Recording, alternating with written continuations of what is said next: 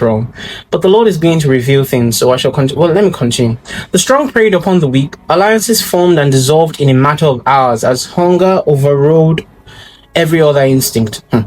There was, like the saying goes, an hungry man is a hungry man, or an angry man is a hungry man. Chapter 3. So apparently we've read chapter 1 and chapter 2.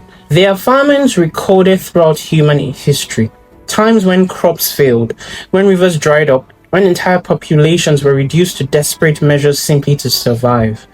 But that famine came, or the famine that came in the days of the Nephilim, was different.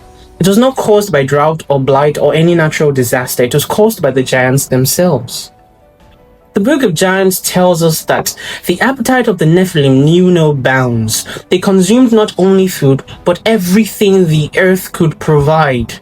And when the earth could provide no more, they turned their hunger upon the living creatures that shared the world with them. In the beginning, humanity tried to appease them. Villages would gather their harvests and present them as offerings, hoping that if they gave freely, the giants would leave them in peace. Entire communities would pool their resources, sacrificing their own sustenance to satisfy the hunger of the Nephilim. But it was never enough. A single Nephilim could consume in one day what would feed a village for a year. The text described them sitting in the fields, tearing through grain stores, devouring livestock, whole bones and all, and still rising from the meal, unsatisfied, their eyes scanning the horizon for more. The land began to die. Fields that had once produced abundant crops burned, turned brown and barren. Orchards withered. The very soil seemed exhausted, drained of life by the constant demand placed upon it.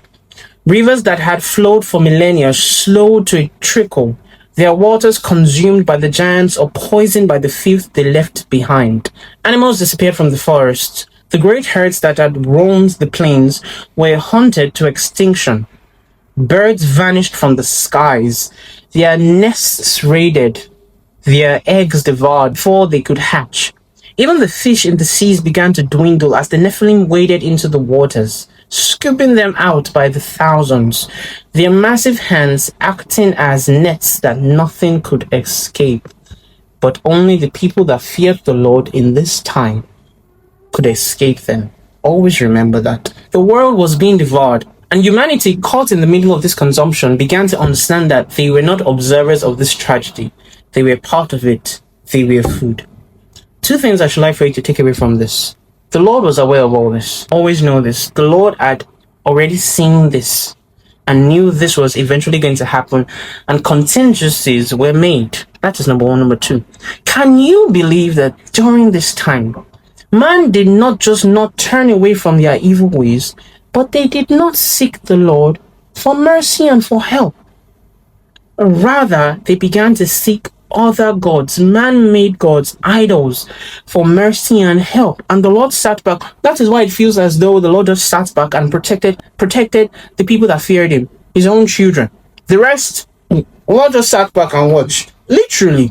And that is what happened. Can you believe? And it is still happening in countries. Take for example Nigeria currently.